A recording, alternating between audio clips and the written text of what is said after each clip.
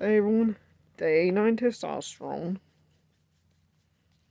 Again, the dose is 3 pumps now. And I think it was that or last time, I'm not sure. Oops, I'm making a mess. Anyway, always end the video by saying live your best life and all that, but I want to make sure everyone understands, yeah, if you're born and you're growing up and at first you may not really like looking in the mirror because you don't like looking like a little kid, but you're looking forward to your body's going to change, you look like an adult. But then it starts doing that, and you don't like what's happening at all. You're an adult now, and you hate what your body looks like. If that's the case, whatever you have to do to change it to something you like, do it. Do it. I mean, there's transitioning to become a man if you're really not built to be a woman. Like, it's like, oh, here you were, you're spinning the wrong body. All your life you just want to be tall, muscular. You look at the Dick Jigga Chad meme, Cheem Giga Chad meme, and you're just thinking, man, he's handsome. I wish I looked like that. Unironically. Yeah, you're in the wrong body. Some people are born in that big muscular body like I want, and they're like, they want to be short and have curves. They can't do anything about their height, but they deserve to have curves. In fact, there's some types of body modification they get kind of extreme, but hey, at the end of the day, the person wakes up, looks in the mirror, and says, oh, I love looking at this reflection. Before they had that modification, they look in the mirror and be like, man, that ain't me. I'm not looking at myself in the mirror. That's just a random somebody who looks like this. Deep down inside, they know what they look like. They know what their heart looks like, what their soul looks like, and yeah, we look at what they look like and we're like taking it at face value, but it's like, maybe deep down, it's not that. Man, I'm trying to think of how to explain it. But, yeah. You look at someone, they look like a dragon. Well, deep inside, maybe they are a dragon. It's self expression. What some people think looks beautiful, other people think it looks really weird. Some people look at something thinking, look at that person. It's like, someone else thinks, man, that looks like the coolest thing I've ever seen. When I see someone and they look different from most people, but I can see they look happy, to me, that's beautiful. Anyway, just remember that. It doesn't matter if it's something that's conventionally attractive. It doesn't matter if it's something that's different. It doesn't matter what your mom or your dad will think, your grandmother. If my mama was alive, she wouldn't really be like, oh, look at him. I love looking at him. He's handsome. She'd be sad. She always wanted to have a little girl and blah, blah, blah. And I played that role. I was playing it well when I was like 6 years old. More like before 6, but by the time I was 7, I didn't want nothing to do with that crap no more. Then, little kids, you can put a little boy in a dress, he won't care. But when a boy gets to about 7 or 8, or especially closer to puberty, he'll be like, I'm ready to be a man. Well, I was already starting puberty at 7, and I was ready to be a man, but my body was doing something else. Just because your genetics say something, or the way a body part looks says something, it doesn't mean squat. There are people born all the time. They have something going on with their DNA, and sometimes it can create debilitating effects. Now, granted, there's people with two X chromosomes, they're happy, but for someone who doesn't want that, it doesn't feel right. And for someone born with XY chromosomes, and it's like, oh, they're so tall, strong, they're like being made to play sports, and they're good at the sport, but that's not what they want to do with their life. These people, they want what they want. And when a person wants what they want, they should get what they want. When a person just wants to do something with their own body, they ain't gonna affect nobody but them. They deserve to live their best life. They deserve that. And yes, you can tell this is unscripted. I did stutter a bit. I am awkward at improving things, but you get the idea. You get the idea. It's your face. It's your body. Do it. If you're already happy with how you look and where you're at in life, great.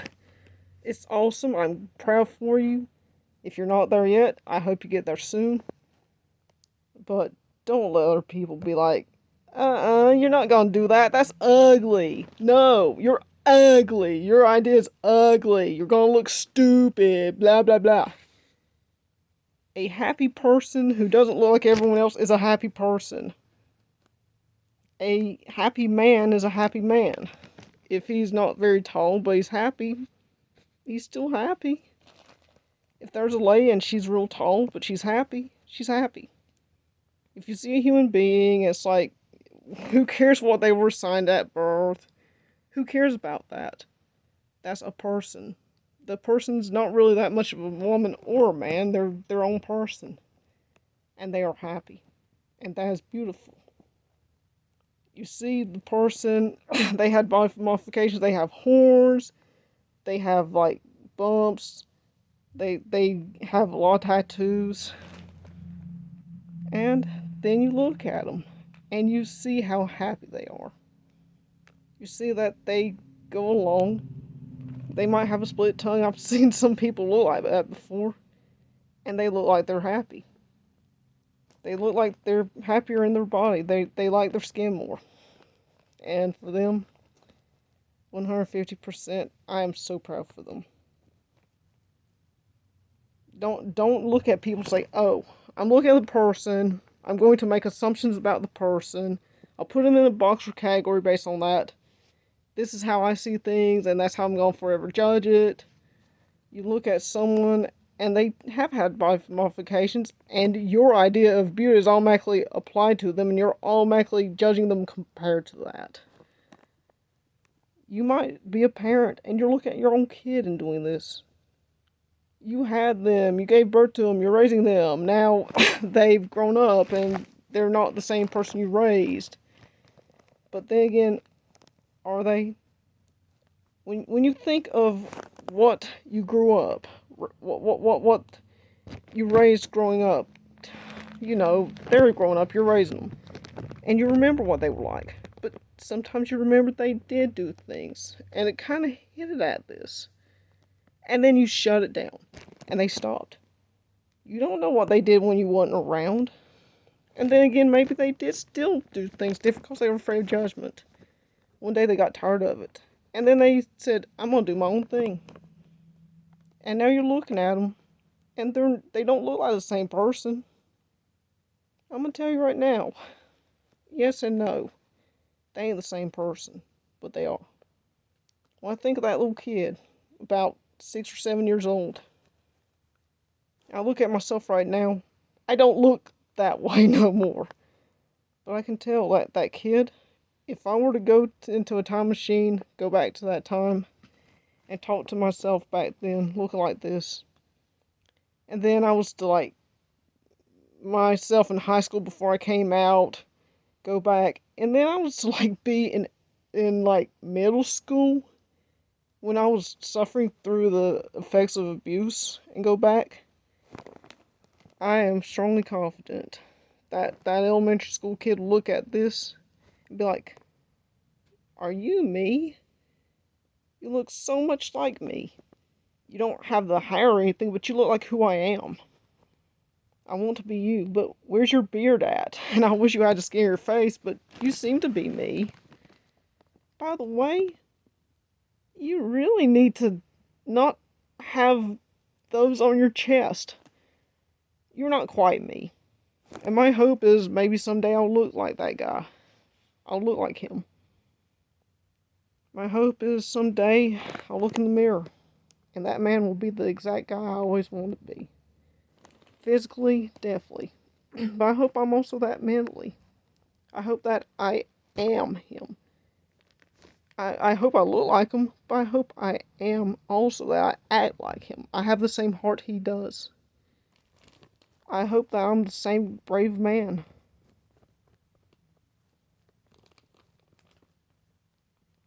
Take that step, everyone.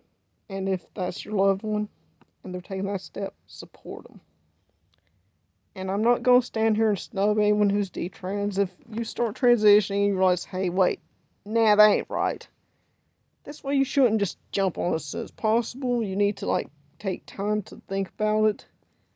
Find ways to do things that are less permanent at first. Me? Well, I'm doing a lot of things that ain't permanent. But, I did a lot of not so permanent things. Live like that for a while. I'm like, I want this. I'm wearing a binder. And at the end of the day, I don't want to take it off. I like how my chest looks better like this. I wish that was just ignore the seams. That's not there. Ignore that. It's got wrinkles. I'm not old yet. It just looks like the rest of my chest. Look down and I see what I wish I had there. Like I said, I did take my time. I did take the time to see about myself. I'm like, damn right. Everything I was doing for so many years, it's like, now I'm doing something else. I feel great. Everything I was doing to try to cope with being someone I'm not. Now I'm not doing that. I'm wearing a different shirt every day. I don't wear different pants every day because I don't have enough pairs, and it's kind of hard to cycle through the pairs and find something that fits. Sometimes I lose my belts. I live with a hoarder. I'm not in the best place in the world right now, physically, I'm living in a hoarder's den. But if I had more pairs of pants and they looked better, I would be wearing more pairs of pants. But black slacks, that's what I wore for years. Black ladies slacks, nope. Done with that. I did wear striped Adidas for years. I wouldn't be against that. But then there's the gray t-shirt. You'd have to bribe me with a lot of money to get me to wear that again. There is one gray shirt from that time that I would gladly wear. That's the shirt that I buried one of my sweetest roosters in. His name was Brad. I loved him so much. I got, the Zillow or My Pillow. This is a pillow I made from a picture of him. I loved him so much. He was my life. Loved him so much. He was my whole world. Not just him, there's a lot of them I loved so much. But he was... It's hard to describe it. It's hard to describe that feeling. I remember when he was so little, the first time I picked him up, I held him. And I remember from the first day I picked him up, from the first I even saw him, when I first gave him the name Brad, and the teacher I named him after. I named him after a guy named Brad Fritz. He was the drafting teacher, and he was awesome. He was one of my favorite teachers. I thought, hey, that's a cute name anyway. His mom's name was Bianca. She was named after a teacher I had named Bianca Yavalak. And I will never forget when she was talking about her teacher teaching her viscosity. I'll never forget that. So, Mr. Fritz, Miss Yavalak, I don't know if y'all watch these or not. Probably not. But if you are, I never forgot you. I loved your lessons. You were awesome. And, yeah. But my little baby Brad, on his own merit, he was awesome. He was the sweetest boy. And his mom was sweet too. Hence why I named them after some of my favorite teachers, right? But even as I held my little boy in my arms, he wasn't this big. He was less than a year old. About maybe this big. He wasn't big. His comb and his beak were the biggest things on him, and I remember I was holding him in my arm. He was dead. But I could just feel his spirit. Even after I put his body in there, his spirit was there in my arm. He was there with me to comfort me. I'll never forget him. And now I realize I have no idea what I was talking about to get me over here. Um, I will take a moment to talk about Lenny. He was another real sweet rooster. Raphael Angelo, I had two of them with that name because that's a beautiful name. And I could talk about a lot of them. I grew up and there were feral chickens all over the place. I lived in Smyre. That's a place in North Carolina where there were a lot of chickens. They were feral chickens. We fed them and they flocked to us. And yes, I had just about every single one of them in the yard named. Even the ones that came nowhere near me. There's one that never came close at all, but he had a pre-crow, so his name literally was Pre-Crow. I love them. I love them with all my heart. And anyway, I've gone on for probably 2 minutes or more about chickens, and the rest of the time about being anybody you like. So maybe I should go ahead and let y'all go about your day. And thanks for making it this far if you watched it this far. It's so good to finally get time to actually talk and not have my parents like at the door barging the door in. I need to move. I don't know where I'm gonna move. I don't know how I'm gonna move. I'm on SSDI. I'm not able to drive. I don't know how I'm gonna move. But I am going to try my darndest. I'm gonna try to move into a new place. I love my mom. I can't live with all her stuff. I love a lot of my... That sounds stupid. I think I might have hoarding genes, but I love a lot of my stuff. Not nearly as much as I did the chickens, but I love a lot of my stuff. There's some things I know I'll never get rid of. My Jungle Green Nintendo 64. Let me grab it real quick. I don't have it plugged up. Because I'm not able to do that, even though I have a cord here. I meant to, but I can't get to the TV. That's the 64. You can see that right there.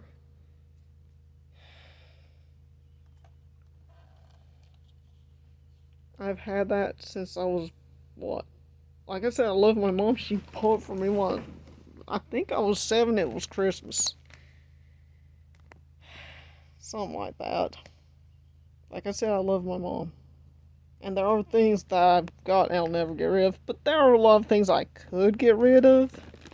Some things I'd be willing to like sell or give to someone who would love it. A lot of it just needs to be recycled. If I knew everything that can possibly be recycled, I could recycle it all. I do need to get on that. I need to give a lot of things away. I need to recycle a lot of things. I need to throw a lot of things away. And I think I already said, but yeah, I need to give a lot of things away. A lot of them. I need to learn how to cook. I need to start exercising more. I don't have a nearby gym that I can walk to where I can just exercise. It's all personal training, and that makes me nervous. I don't want to be compared to anyone because I'm not in the body I want to be in. I don't want to go through that.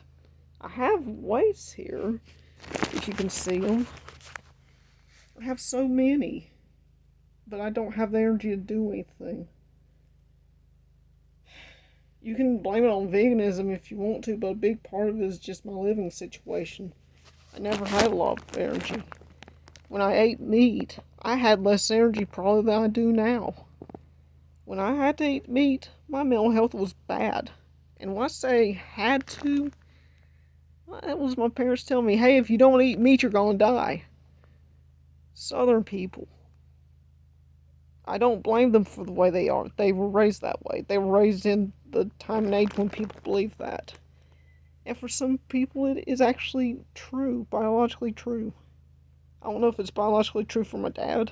I don't know if it's biologically true for my mom. It's not biologically true for me. I'm totally going to take advantage of that fact. I'm not going to eat animals. But for those who are biologically unable to sustain veganism, I don't judge you if you take efforts to minimize how much meat you consume. And you have that limitation, you have my maddest, deepest respect. Deep respect. And thank you. Anyway, live your best life, everyone. Don't let nobody tell you otherwise. You got this. Peace.